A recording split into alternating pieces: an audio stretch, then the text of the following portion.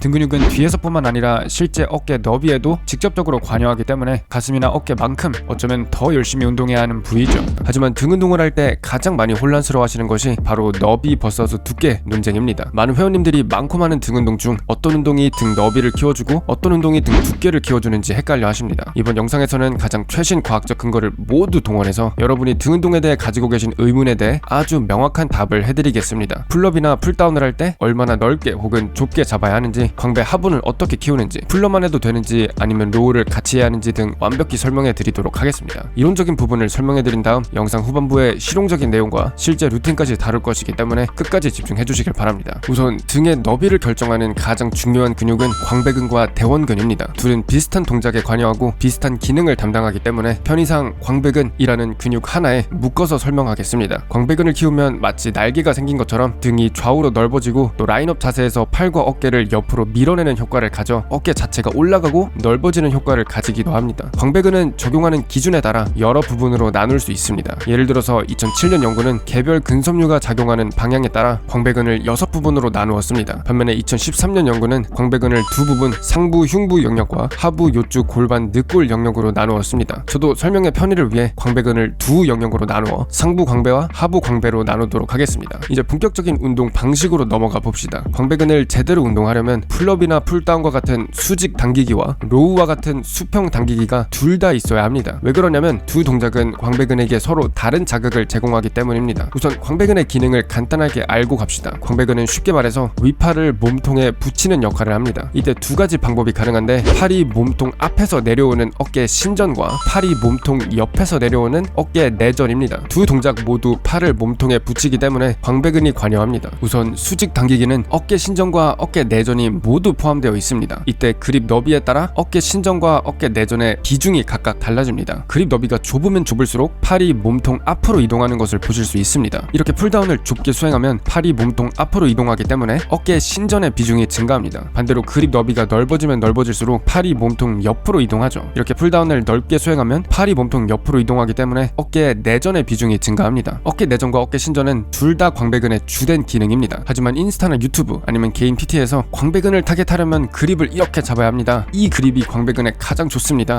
그런 말을 많이 하시죠. 특정 그립 너비를 고집하는 것은 사실 의미 없는 논쟁입니다. 광배근의 기능은 신전과 내전 둘 다 포함하기 때문에 와이드 그립도 해주셔야 하고 좁은 그립도 해주셔야 합니다. 왜냐면 둘 다 광배근의 주된 기능이기 때문입니다. 특정 근육을 최적으로 키우고 싶다 했을 때 하나의 기능만 수행하고 다른 기능을 완전히 빼놓는 것은 바람직하지 않습니다. 여러 번 말씀드리지만 보디빌딩에서는 다양성이 중요합니다. 다양한 동작과 운동 방식으로 근육에게 다양한 자극을 주는 것이 좋습니다. 따라서 광배근의 주된 기능인 어깨 신전과 어깨 내전 둘 다 제대로 연습하기 위해서는 다양한 그립 너비를 사용하는 것이 중요합니다. 다음으로 이런 논쟁도 있습니다. 풀다운 할 때 상체가 뒤로 젖혀지면 된다 안 된다 상관없다, 말이 정말 많죠. 상체를 뒤로 젖혀도 되는지 안 되는지 간단하게 설명해드리자면, 그립이 좁을 때는 상관없지만 그립이 넓을 때는 좋지 않습니다. 물론 상체를 어느 정도 젖히는 것은 자연스러운 동작이 가능하게 해줍니다. 발을 당길 때 몸을 살짝 뒤로 젖혀야 전반적인 풀다운 움직임이 자연스러워집니다. 하지만 상체를 많이 젖히면 문제가 생깁니다. 그립이 넓을 때를 한번 봅시다. 그립이 넓을 때 상체를 뒤로 젖히면 팔이 몸통에 붙는 느낌이 아니라 몸통 뒤쪽으로 이동합니다. 조금 이상하죠? 저희가 앞서 본 두 움직임, 팔을 몸통 앞에서 붙이는 어깨 신전과 팔을 몸통 옆에서 붙이는 어깨 내전과는 조금 달라 보입니다. 상체를 뒤로 젖힌 상태로 와이드 풀다운을 수행하면 팔이 몸통에 붙는 것이 아니라 몸통 뒤로 이동하는 어깨 수평 외전이라는 동작이 주로 발생합니다. 어깨 수평 외전은 어깨 신전과 어깨 내전과는 달리 광배의 주된 기능이 아니고 등 상부와 중부가 담당하는 기능입니다. 따라서 넓은 그립에서 상체를 많이 젖히면 젖힐수록 팔을 몸통에 붙이는 어깨 내전이 아니라 몸통 뒤로 이동하는 수평 외전 비중이 커지기 때문에 광배근보다는 등 상부와 중부의 비중이 훨씬 커집니다. 물론 풀다운으로 등 상부와 중부를 타겟하고 싶으시면 상관없지만 광배근이 주된 목적이라면 바람직하지 않은 동작입니다. 하지만 그립이 좁을 때는 신기하게 별 상관이 없습니다. 그립이 좁을 때 상체를 뒤로 젖히면 팔은 여전히 몸통에 붙는 것을 볼 수 있습니다. 즉 광배근의 주된 기능인 어깨 신전이 여전히 일어난다는 것입니다. 그립이 좁으면 상체를 세워도 어깨 신전이 일어나고 상체를 젖혀도 어깨 신전이 일어나기 때문에 상체를 아무리 젖혀도 그냥 약간 로우 동작과 비슷해지면서 동작에 중복이 생기긴 하지만 광배근에게는 여전히 좋은 움직임입니다. 앞서 말씀드린 대로 물론 풀다운으로 등 상부와 중부를 타겟하고 싶으시면 넓은 그립에서 상체를 뒤로 많이 젖혀도 됩니다. 하지만 등 상부와 중부는 로우, 즉 수평 당기기로 자극할 거라서 굳이 풀다운에서까지 등 상부와 중부 위주로 운동할 필요는 없다 생각합니다. 여기서 그립 너비에 따른 광배 상부와 중부와 광배 하부의 자극 차이도 알아보겠습니다. 특정 운동 방식이 어떤 근육 부위를 가장 많이 사용하는지 어떻게 알 수 있을까요? 좁은 그립으로 풀다운을 했을 때 광배 상부가 많이 쓰이는지 광배 하부가 많이 쓰이는지 어떻게 과학적으로 알 수 있을까요? 우선 가장 보편적으로 SEMG, 표면 근전도라는 지표를 사용할 수 있겠죠. 근육 수축 시 생성되는 정기적 신호를 감지해 어떤 근육이 가장 많은 활성을 띠는지 판단할 수 있습니다. 하지만 많은 연구 결과에서 SEMG가 장기적인 근비대와 항상 연관되어 있지는 않다고 합니다. 예를 들어서 제가 지금 이두근을 열심히 쥐어짜면 이두 SEMG는 높게 나옵니다. 하지만 이두를 쥐어짠다고 이두의 근비대가 이루어지지는 않죠. 여기 2017년 연구에 따르면 SEMG가 근비대를 예측할 수 있다고 증명해주는 장기적인 연구 결과가 없다라고 합니다. 완전히 인용한 것입니다. 따라서 SEMG는 하나의 도구로 사용될 수 있지만 유일한 도구가 돼서는 안 됩니다. 따라서 저희는 레버리지라는 또 다른 도구를 볼 것입니다. 레버리지는 특정 근육이 가지는 내부 모멘텀, 즉 관절에서 근육이 당기는 지점까지의 거리를 뜻합니다. 저희가 문을 열 때 회전축에서 멀리 밀면 밀수록 더 쉬워지죠. 회전축에 가까이 밀면 힘이 더 많이 들어갑니다. 근육도 같습니다. 이 내부 모멘텀이 크면 클수록 특정 동작을 수행할 때 더 유리해집니다. 지금 그림을 보시면 근육 1번이 근육 2번보다 더 강한 레버리지를 가졌죠. 이럴 경우에 저희 중추신경계는 특정 동작을 수행할 때 이렇게 레버리지가 더 강한 근육을 우선적으로 더 많이 사용합니다. 근육 1을 더 많이 쓴다는 것인데 이런 이론을 뉴로머케니컬 매칭 이론이라고 합니다. 아무튼 광배로 다시 돌아와서 그립이 좁은 상태에서 풀다운을 하면 어깨 신전 위주로 동작이 수행되죠. 미국에서 진행된 연구를 보면 어깨 신전을 할 때 광배 상부와 광배 하부 레버리지 차이를 봤을 때 광배 상부가 광배 하부나 중부보다 더 큰 레버리지를 가집니다. 어쩌면 당연한 말입니다. 풀업을 할 때 언제 가장 어렵나요? 처음 어느 정도는 몸이 쉽게 올라가지만 마지막 구간에서 아무리 용을 써도 더 이상 몸을 올리지 못합니다. 이때 팔의 위치를 봅시다. 지금 광배 상부와 광배 하부가 위팔을 당긴다고 했을 때, 즉 몸통으로 당긴다고 했을 때 누가 당기기 더 쉽나요? 상식적으로 지금 광배 하부는 밑에서 당기기 때문에 강한 레버리지를 가지지 않지만 광배 상부는 더 강한 레버리지를 가집니다. 당기는 방향만 봐도 광배 상부가 더 쉽게 당길 수 있다는 것을 볼 수 있습니다. SEMG도 봅시다. 브라운 박사가 진행한 2007년 연구에 의하면 팔이 몸통에 붙은, 즉 좁은 그립 풀업을 할 때 가장 어려운 상태에서 아이소메트릭 수축을 하면 광배 하부나 중부보다 상부가 더 강한 SEMG 활성을 가진다고 합니다. 이렇게 SEMG와 레버리지 둘 다 동일한 방향으로 말해주고 있기 때문에 저희는 좁은 그립 풀업이나 풀다운을 하면 광배 상부가 조금 더 강조된다고 생각할 수 있습니다. 물론 당연히 광배 전체가 다 자극되겠지만 상부가 조금 더 강조됩니다. 그러면 그립을 넓게 잡으면 어떻게 될까요? 그립이 넓으면 어깨 신전보다는 어깨 내전 위주로 동작이 수행되겠죠. 같은 연구에서 어깨 내전을 할 때 광배근의 부위별 레버리지를 봤더니 광배 중부와 하부가 광배 상부보다 더 강한 레버리지를 가진다고 합니다. 상식적으로 생각해봐도 와이드 그립 풀업의 가장 어려운 마지막 동작에서 위팔을 내리기 위해 광배 상부보다는 광배 하부가 더 좋은 당기는 방향과 레버리지를 가지는 것을 볼 수 있습니다. SEMG를 봐도 어깨 내전 아이소메트릭을 수행할 때 광배 중부와 하부가 광배 상부, 여기 L1, L2보다 더 큰 활성을 가지는 것도 볼 수 있습니다. 그래서 물론 좁은 그립, 와이드 그립 둘 다 당연히 해야 하지만 만약에 광배 특정 부분을 조금 더 강조하고 싶다면 상부를 위해서는 좁은 그립을 더 하고 하부를 위해서는 넓은 그립을 조금 더 하는 게 좋지 않을까 유추해봅니다. 이런 과학적인 근거 말고 경험적인 근거도 보겠습니다. 일반적으로 광배 하부를 잘 느끼지 못하시는 회원님들에게 경험적으로 가장 좋았던 운동은 원암 케이블 풀다운입니다. 이때 그냥 팔만 내리는 것이 아니라 내릴 때 허리를 옆으로 같이 접어서 사이드 크런치를 해주시면 광배 하부까지 잘 느껴지는 경우가 많습니다. 이유는 근육의 최대 수축에 있습니다. 일반적으로 언제 특정 근육이 가장 잘 느껴지나요? 최대 수축을 했을 때입니다. 이두근도 팔을 폈을 때보다는 팔을 접었을 때, 그냥 접었을 때보다는 팔을 들어 올리면서 수축해서 장두까지 최대로 수축시키면 정말 아플 정도로 근육이 느껴집니다. 없던 근육도 느껴지겠죠. 광배근은 상완골에 부착하지만 기시점은 흉추, 하부늑골, 천골까지 이어집니다. 따라서 몸을 옆으로 구부려 사이드 크런치를 해주시면 광배근이 최대로 수축하게 되어 광배 하부를 포함한 광배 전체가 더 잘 느껴질 수 있습니다. 물론 단순 느낌이 근성장 자체를 일으키진 않지만 개인적으로 감각과 근성장은 어느 정도의 상관관계를 가졌다고 생각하는 편입니다. 그래서 영상 여기까지 오셨으면 아시겠지만 등 운동은 정말 복잡합니다. 만약 등뿐만 아니라 운동 전반적으로 해결되지 않는 문제나 질문이 있으시면 며칠 전에 개설된 저희 네이버 Q&A 카페 질문 올려주시면 제가 답해드리도록 하겠습니다. 링크는 고정 댓글과 영상 설명란에 있습니다. 이제 수평 당기기 로우 유사 동작으로 넘어가겠습니다. 앞서 본 수직풀, 풀다운과 풀업이 팔을 몸통 앞에서 붙이는 어깨 신전과 팔을 몸통 옆에서 붙이는 어깨 내전을 수행했다면 로우와 같은 수평 당기기는 팔을 몸 앞에서 몸통에 붙이는 어깨 신전과 팔을 벌린 상태에서 몸통 뒤로 보내는 저희가 앞서 설명드렸던 어깨 수평 외전이 같이 포함됩니다. 랩풀다운을 할 때 와이드 그립에서 상체를 과하게 뒤로 젖히면 어깨 수평 외전의 비중이 늘어나 등 상부와 중부의 개입이 커진다고 했죠. 로우 유사 동작의 경우 어깨 신전과 어깨 수평 외전이 같이 수행됩니다. 풀다운이나 풀업과 비교했을 때 어깨 신전 신전이 있다는 점에서는 비슷하지만 어깨 수평 회전이 포함된다는 점에서 조금 다른 움직임입니다. 로 유사 동작에서 그립 너비에 따른 타겟 근육 부위 차이를 봅시다. 그립을 좁게 잡으면 좁게 잡을수록 팔이 몸통에 붙기 때문에 어깨 신전 위주로 동작이 수행됩니다. 앞서 설명해드린 것처럼 어깨 신전 동작에서는 광배가 많이 사용되고 특히 광배의 윗부분, 광배 상부가 더 강조됩니다. 그립을 넓게 잡으면 잡을수록 팔이 몸통에서 떨어지기 때문에 어깨 신전이 아니라 팔을 몸통 뒤로 보내는 어깨 수평 회전의 비중이 증가합니다. 이 부분이 정말 중요한데